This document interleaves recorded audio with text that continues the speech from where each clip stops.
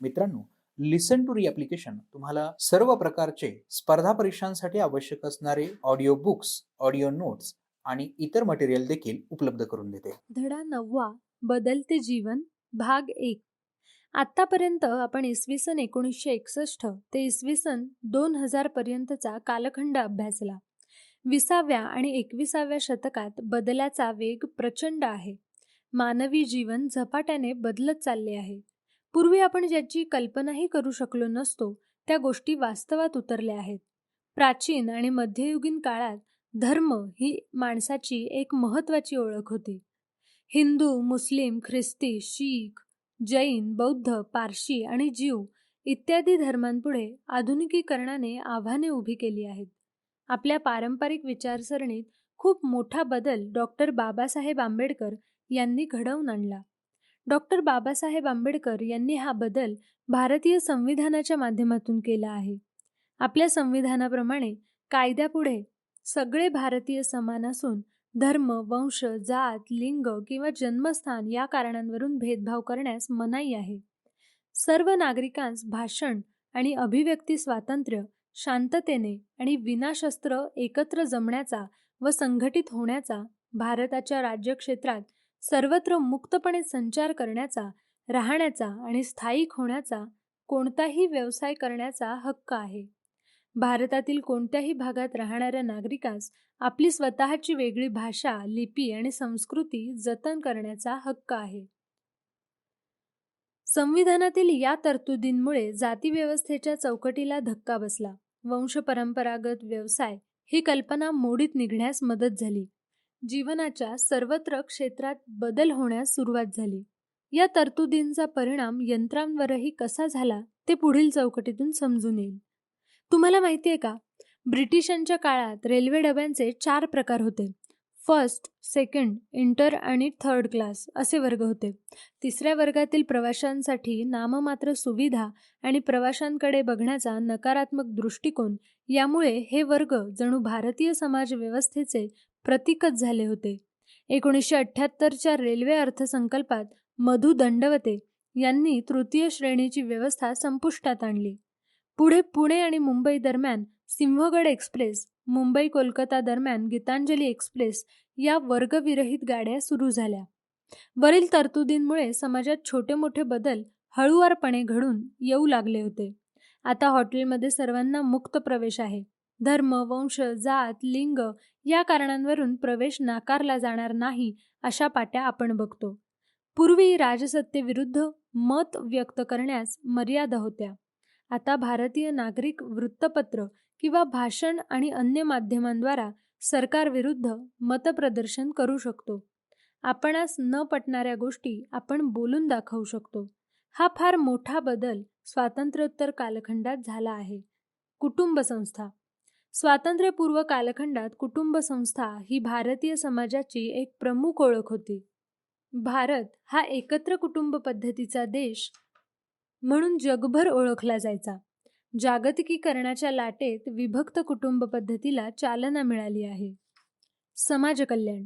कल्याणकारी राज्य स्थापन करण्याचे उद्दिष्ट भारताच्या संविधानातच नमूद करण्यात आलेले आहे. असे नमूद करणारा भारत हा जगातील पहिला देश आहे.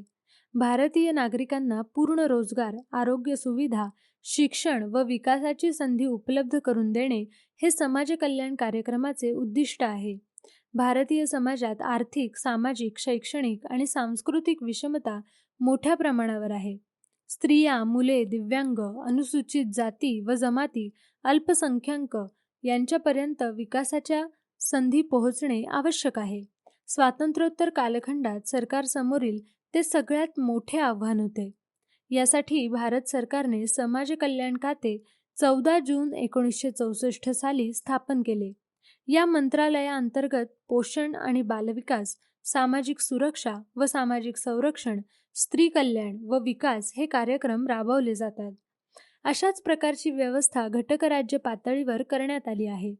अनुसूचित जाती आणि जमाती.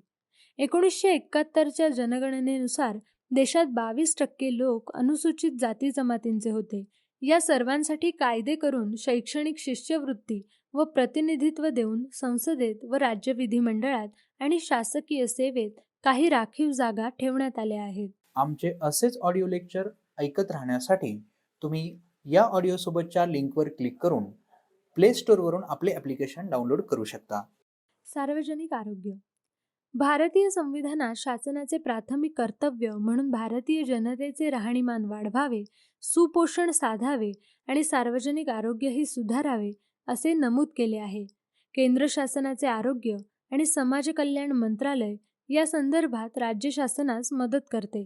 6व्या पंचवार्षिक योजनेत प्राथमिक स्वरूपाची आरोग्य सेवा तसेच वैद्यकीय सेवा ग्रामीण भागातील लोक, आदिवासी व गरीब लोकांना उपलब्ध करून देण्याचे उद्दिष्ट होते.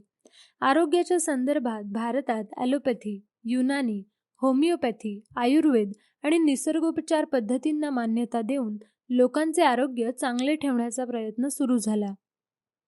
आरोग्याच्या क्षेत्रातील बदलांमुळे भारतीयांचे जीवन अधिकाधिक चिंतारहित होण्यास मदत झाली.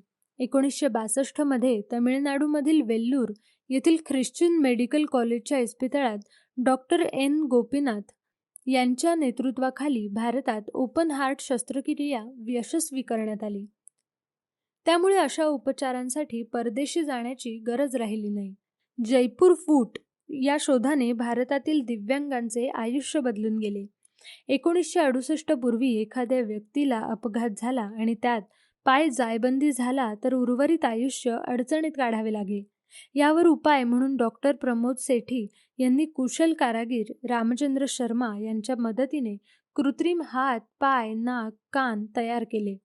जयपूर फूट तंत्रज्ञान वापरून तयार केलेल्या कृत्रिम अवयवांमुळे दिव्यांग रुग्ण अनवाणी व खडबडीत जमिनीवरून चालणे, पळणे, सायकल चालवणे, शेतातील कामे करणे, खडबडीत जमिनीवरून चालणे, पळणे, सायकल चालवणे, शेतीतील कामे करणे, झाडावर चढणे आणि गिर्यारोहण करणे अशी कामे सहजपणे करू शकतात. या कृत्रिम पायांवर बूट घालण्याची गरज नसल्याने बुटांचा खर्च वाचतो. पाय दुमडणे, मांडी घालणे हे या कृत्रिम पायांमुळे शक्य झाले.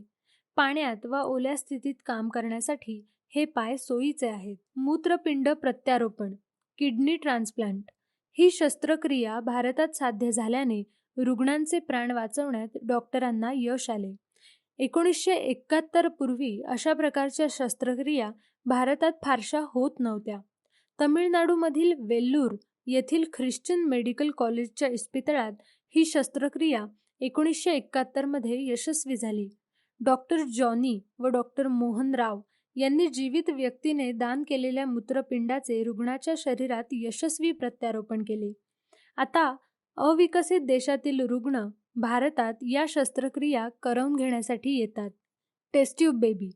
भारतीय कुटुंब व्यवस्थेत पूर्वीपासून अपत्य होणे ही महत्त्वाची गोष्ट मानली जायची. अपत्य पाहिजे असणाऱ्या पती-पत्नी यांना या समस्येवर मात करण्यासाठी टेस्ट्यूब बेबी या तंत्रज्ञानाचा आधार 1978 पासून उपलब्ध झाला. कोलकाता येथे डॉक्टर सुभाष मुखोपाध्याय यांच्या देखरेखीखाली टेस्ट्यूब बेबीचा प्रयोग यशस्वी झाला. हा पहिला कृत्रिम गर्भधारण तंत्राचा यशस्वी प्रयोग ठरला.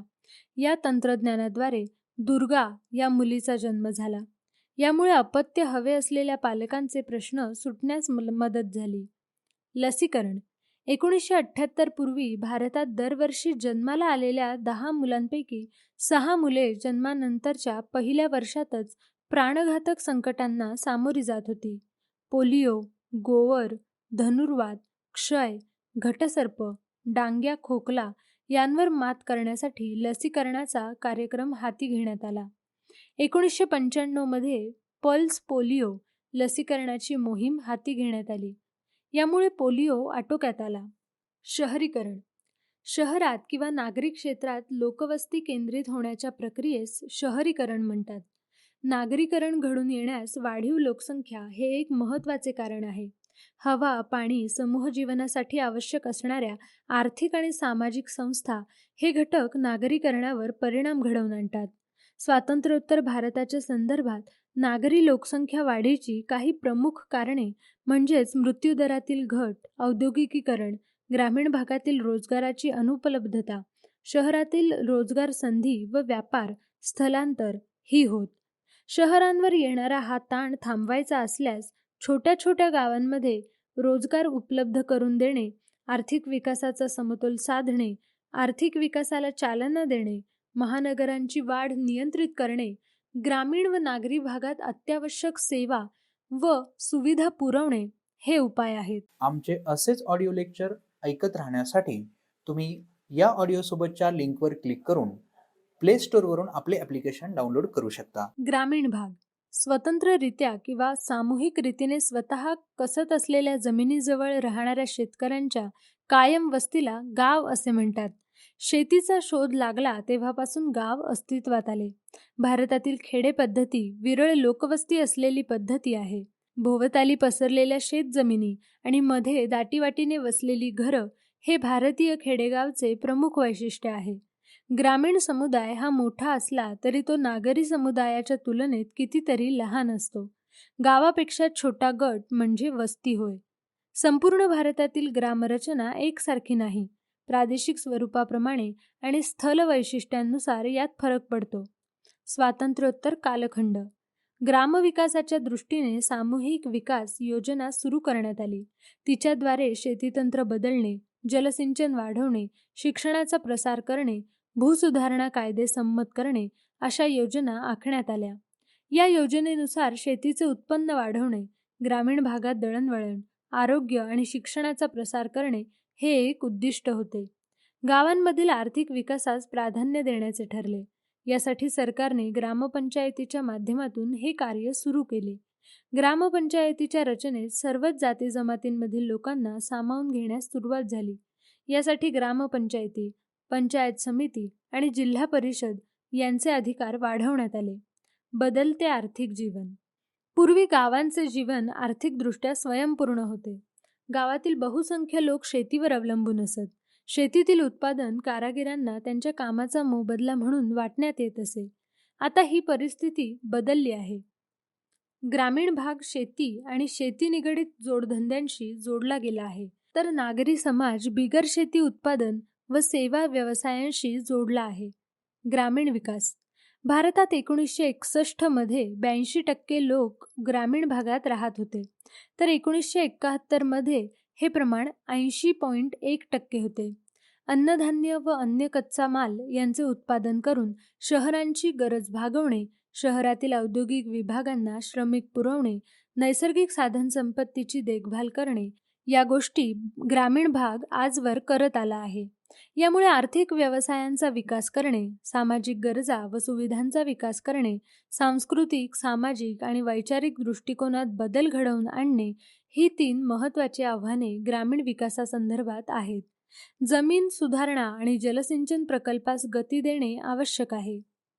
सामाजिक गरजा आणि सुविधा सार्वजनिक स्वच्छता व आरोग्यांच्या सोयींकडे प्राधान्यक्रमाने लक्ष देणे गरजेचे आहे.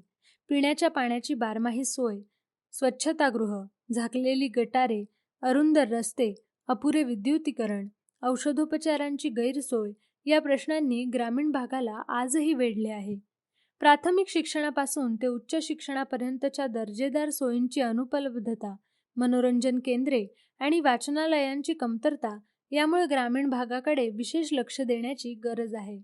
भारत सरकारच्या पहिल्या 4ही पंचवार्षिक योजनांमध्ये समूह विकास योजनेला महत्त्वाचे स्थान होते. महाराष्ट्र राज्याने या योजनेअंतर्गत प्रभावी कामगिरी केली. महाराष्ट्रात 1962 मध्ये जिल्हा परिषदा स्थापन करण्यात आल्या. 1970-71 मध्ये महाराष्ट्रात सकस आहार योजना सुरू करण्यात आली. विहिरी खणणे, नळांवाटे पाणी पुरवठा करणे यासाठी ग्रामीण पाणी पुरवठा योजना सुरू करण्यात आली. 1971 अखेर 1677 छोट्या पाटबंधाऱ्यांची कामे पूर्ण करण्यात आली. ग्रामीण विद्युतीकरण ग्रामीण भागात विकासासाठी विजेची नितांत गरज असते.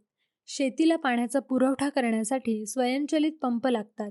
दूध आणि अंडी यांसारखे नाशवंत पदार्थ टिकवणे, फळे व भाजीपाला टिकवणे, खत प्रकल्प चालवणे, विद्यार्थ्यांना अभ्यासासाठी रात्री प्रकाश असणे, पंखा, दूरदर्शन या यंत्रांसाठी वीज लागते. भारतात पहिल्या पंचवार्षिक योजनेच्या काळात 3000 खेड्यांचे विद्युतीकरण झाले होते. 1973 मध्ये हा आकडा 1,38,646 खेड्यांपर्यंत पोहोचला. 1966 पासून पंप आणि कूपनलिकांना अधिक वीज देण्याची योजना आखण्यात आली. 1969 मध्ये ग्रामीण विद्युतीकरण निगम स्थापण्यात आले. यातूनच आंध्र प्रदेश, गुजरात, कर्नाटक, महाराष्ट्र आणि उत्तर प्रदेश या राज्यात ग्रामीण विद्युतीकरण सहकारी संस्था अस्तित्वात आल्या. जागतिकीकरण पूर्व कालखंडातील ग्रामीण आणि नागरी समाज. ग्रामीण समुदाय. शेती व जोडधंद्यांना प्राधान्य. आकाराने लहान. भाषा, संस्कृती व परंपरा एकजिनसी. प्राथमिक स्वरूपाचे व्यवसाय. बाहेरील लोकांना ग्रामीण व्यवसायात सामावून घेण्यापेक्षा गावातून त्यांना शहरात पाठवणारा. आनुवंशिक व्यावसायिक प्रमाण जास्त. कुटुंब प्रमुख व कुटुंब व्यवस्था प्राधान्य एकत्र कुटुंब पद्धती. तर नागरी समुदाय बिगर शेती उत्पादन व सेवा व्यवसाय प्राधान्य. आकाराने मोठा. भाषा, संस्कृती आणि परंपरा बहुजिनसी. मोठमोठे व्यवसाय व उत्पादन जागतिक पातळीसाठी. अन्य भागातून येणाऱ्यांना सामावून घेणाऱ्या. आनुवंशिक व्यवसायासाठी प्रमाण दुय्यम. कुटुंब दुय्यम प्राधान्य. व्यक्तीला प्राधान्य. एकत्र कुटुंब पद्धतीचे विघटन. औद्योगिक विकास. ग्रामीण औद्योगिक विकासाला चालना देण्यासाठी ग्रामोद्योग नियोजन समिती स्थापन करण्यात आली. 1972 अखेरपर्यंत या योजनेत 1,06,000 लोकांना रोजगार मिळाला. ग्रामीण भागात प्रतिकूल परिस्थितीत राहणाऱ्या विशेष बुद्धिमान विद्यार्थ्यांना उत्कृष्ट शिक्षण देण्यासाठी महाराष्ट्र शासनाने सातारा, औरंगाबाद, नाशिक आणि चिखलदरा येथे विद्यानिकेतन या वसतिगृहयुक्त माध्यमिक शाळा काढल्या. कोठारी आयोगाच्या शिफारसीनुसार महाराष्ट्रात राहुरी, अकोला, परभणी आणि दापोली येथे कृषी विद्यापीठे सुरू करण्यात आली. महाराष्ट्राने शिक्षण क्षेत्रात केलेल्या कार्याची नोंद घेऊन युनेस्कोने 1972 मध्ये साक्षरता प्रसार गौरवाचे आंतरराष्ट्रीय पारितोषिक महाराष्ट्राला दिले. अशा रीतीने स्वातंत्र्योत्तर काळात सुरुवातीला आलेल्या अडथळ्यांवर मात करून भारताने विकास साधण्यास सुरुवात केली.